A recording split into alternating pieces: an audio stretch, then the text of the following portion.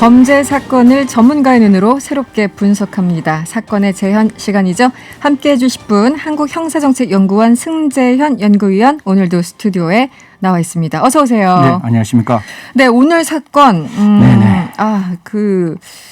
또다시 있어서는 안 될 끔찍한 사건이 발생했습니다. 생후 20개월 네네. 여아 시신이 발견됐는데 어떤 일인지 설명해 주시죠. 계속 이런 이야기만 하게 돼서 청취자 여러분들한테도 죄송한데요. 2021년 7월 9일 새벽이었습니다. 지금 이제 사망한 피해자의 외조모, 그러니까 외할머니죠. 네. 그 피해자의 가족 부부가 연락이 안 되었습니다. 그러니까 아이가 이제 아이를 키우고 있는 딸하고 연락이 안 되니까 네. 수소문을 했어요. 그리고 집에 찾아갔는데 이 부부가 문을 열어주지를 않는 거예요. 그래서 피해자의 행방을 계속 알려주지 않으니까 이 딸이, 그러니까 그 외조모의 딸, 지금 이제 그 어머니죠. 네. 어머니가 평소에 아버지가 학대를 심각하게 한다. 네. 라는 이제 내용을 알려주고 이 외조모가 112 신고합니다. 112 딱 신고하니까 여기서 어처구니 없는 일이 발생하는데요. 보통 그렇게 되면 친부나 친모가 잘못했으면 자리에 털썩 주저앉고 네. 자기의 잘못을 뉘우치는 게 맞는데 자기의 아이잖아요. 네, 그렇죠. 친부가 맨발로 도망을 갔다라고 이야기를 합니다. 신고를. 친부 112 신고하겠다라고 얘기하니까 이 친모와 살고 있던 친부 아버지가 맨발로 도망을 갔다는데요. 방금 속보가 올라왔습니다. 이 친부가 오늘 2시 40분경 대전에서 이제 긴급 체포가 되었다라고 이야기를 하고 정말. 조금만 더 이제 말씀을 드리면 네. 그 현장에 이제 112가 출동이 됐을 거잖아요. 네. 현장 가서 막 이렇게 찾아보니까 아이스박스가 하나 턱 있는 거예요.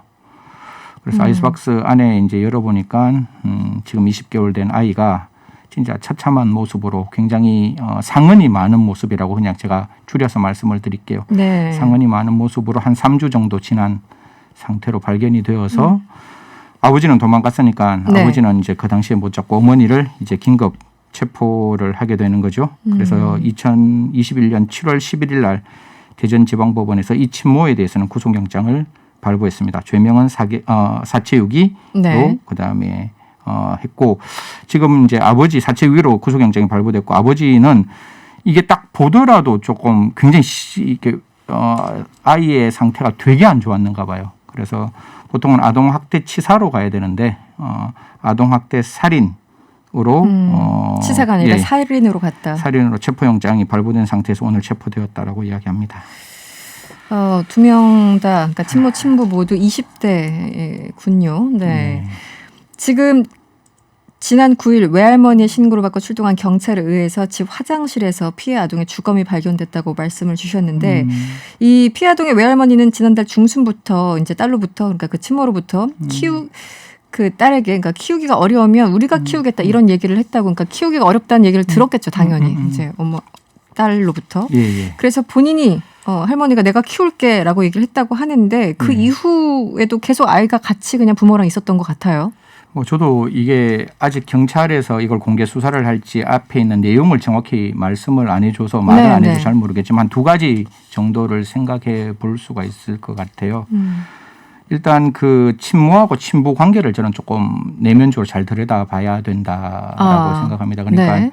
사실 이게 아이스박스에 한 3주 이상 있었는 것도 굉장히 의외적인 일이잖아요. 네, 그렇죠. 그러니까 도대체 충분히 신고할 수 있는데 그 친모가 신고를 하지 않았던 대목이 그 친부 아버지가 친모 어머니를 굉장히 적극적으로 조작하고 있을 수 있다. 지배자적 지위에 있을 수가 있다. 이런 게 되기 때문에 신고를 못하게. 못하게. 그래서 이것도 결국 친부가 친모에게 외할머니에게 아이를 맡기고 싶었는데 네. 그 아이를 적극적으로 알리지 못하도록 막았는 거 아니냐. 근데 이 지금 관계가 제가 지금까지 요거는 팩트인 것 같은데 사실혼 관계예요. 결혼이 되지 않는 상황. 네. 그러니까 그 결혼 신고는 하지 않고 결혼의 실체를 이루고 있는 사실상 사실혼 관계에 있는 것 같은데 그래서 아마 더더욱 이 외할머니 쪽에서는 그 자기 딸에 대해서 관심이 더 많았을 거예요. 지금 사실 외할머니에 관심이 없었다면 이 사건이 더 오래 묻혀 있을 수 있는 사건이었거든요. 네. 그래서 아마 그 친부가 친모를 좀 조작하고 있었는 거 아니냐, 좀 쉽게 말해 지배하고 있었는 거 아니냐. 이게 이제 첫 번째에 제가 드는 생각이고 두 번째는 이미 지속적인 학대가 계속적으로 이루어졌을 거예요. 그러면 이 어머니로부터 외할머니에게 아이가 가는 순간 아이 학대가 드러나게 되는 거잖아요. 그렇죠. 그렇게 되면 몸에 상처 같은 게 있었으니까. 그럼 당연히 그 아버지 입장에서는 계속 아이를 지속적으로 학대했다면 외할머니에게 보내는 걸 굉장히 적극적으로 막았을 수 있다. 이 두 가지 정도를 예측할 수 있는데 아마 이 부분도 분명히 그 지금 친모의 진술을 받고 있다라고 하니까요. 오늘 또 친부도 잡혔으니까. 그러니까 이제 지금 추정을 하면 어쨌든 그동안 폭행을 가했을 테고 그렇다면 할머니한테 보낸다면 그게 드러날 테니까 그게 첫 본인들이 번째 이유가 이제 될 수 그 있다. 여아를 그냥 데리고 키우고 있었는데 예. 그럼에도 불구하고 계속 그 이제 폭행을 했다라고 지금 추정할 수 있는 거죠. 그렇죠. 아이에 대한 지속적으로. 아이에 대한 대해서. 지속적인 폭행이 있었지 않았느냐. 그리고 부인에 대해서도 이거는 분명히 살펴야 되는 겁니다. 아직 정확히 아무것도 드러나지 않았기 때문에 적어도 그 친부가 아이뿐만 아니라 친모에 대해서도 혹시 폭행이 있었는지는 분명히 살펴봐야 된다. 만약에 이 폭행이 있었지 않았다면 친모도 사실상 혹시 정인이 사건 기억나시겠지만 네. 그 아버지에 대해서도 방임죄를 인정하는 거거든요. 그러니까 지금 아동학대 살인죄로 친부가 만약에 기소가 된다면 그 행위를 옆에서 지켜보고 그것을 용이하게 만들었다면 그 어머니에게도 방조죄가 성립되거나 공동정범이 성립될 수 있는데 그게 아니라 그 아이뿐만 아니라 친모에게도 지속적인 폭행을 했다면 네. 이거는 이제 피해자로 갈 수 있는 상황이기 때문에 네, 보통 일반적인 이 사건과 이제 일단은 별개로 일반적으로 범죄의 어떤 심리나 행태를 보면 자기 아이한테 이렇게 폭력을 가하는 남편의 경우에는 보통 자기 부인도 하는 또 폭행을 폭력을 하는 향하는 경우가 경우가 많이 있죠. 예, 일반적으로는. 네. 자기 중심적인 생각. 그러니까 제가 여기 우리 저 일항대하고 계속 이야기를 했지만 아이가 부모를 사랑하는 거는 이거는 본능이에요. 왜냐하면 아이는 부모 없으면 못 사니까. 그렇죠. 생존을 해야 되니까. 네. 하지만 부모가 아이를 사랑하는 거는 의지적인 행동이거든요. 네. 그러면 아이는 당연히 울고 운다면 그걸 용서하고 인내하고 배려해야 되는데 네. 그걸 하지 않고 아이가 귀찮아서 운다고 경찰 쪽에서 나온 이야기로는 이불을 덮어놓고 무차별적으로 아이를 폭행했다라는 이야기가 나오니까 지금 20개월 됐는데요. 예, 그래서 제가 봤을 때는 정말 자기 중심적인 사람이고 자기 중심적인 사람이었다면 아이가 자기에게 마음에 들지 않는 경우뿐만 아니라 부인도 자기가 원하는 생각을 하지 않고 행동을 하지 아니하였다면 폭행할 가능성은 분명히 매우 열려 크다. 있다. 그것까지 같이 봐야 된다. 예. 그런데 정말 다른 것도 다 이해가 안 가지만 기본적으로 자기 딸이 숨졌는데 그 시신을 이게 지금 거의 한 달 가까이요. 한 달 가까이 아이스박스에 유기했다라는 거잖아요. 이 심리를 어떻게 저희들이 이해를 해야 될까요? 완전 범죄를 꿈꾸었다. 이게 왠가 하면 이거 참 말씀하기 되게 조심스러운데 네, 지금 수위를 조절하시기 위해서 좀 힘드신 거죠? 네네. 아이스박스를 새로 구입했어요.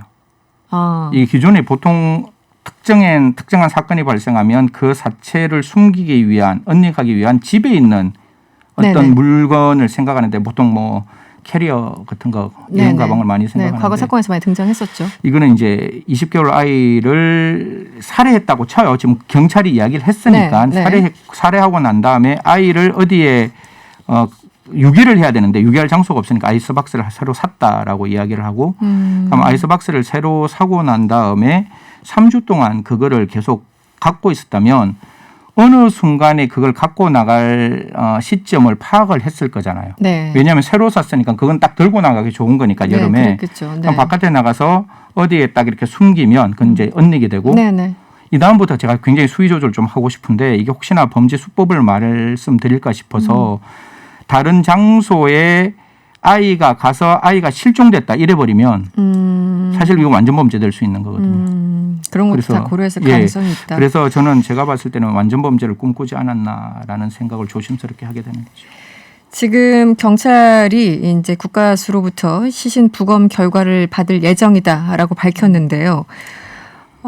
부패가 상당히 진행됐다고 하는데 이러면은 국가수 어떤 그 부검 결과도 상당히 좀 어려울 수 있습니까? 이 정도 지났으면 지금 한 3주 정도 상황을 지났으면 제가 눈으로 직접 보지 못해서 이게 네네. 어느 정도 부패가 진행됐는지 모르지만 경찰이 딱 보는 순간 이건 살인이라고 생각했는 듯해요.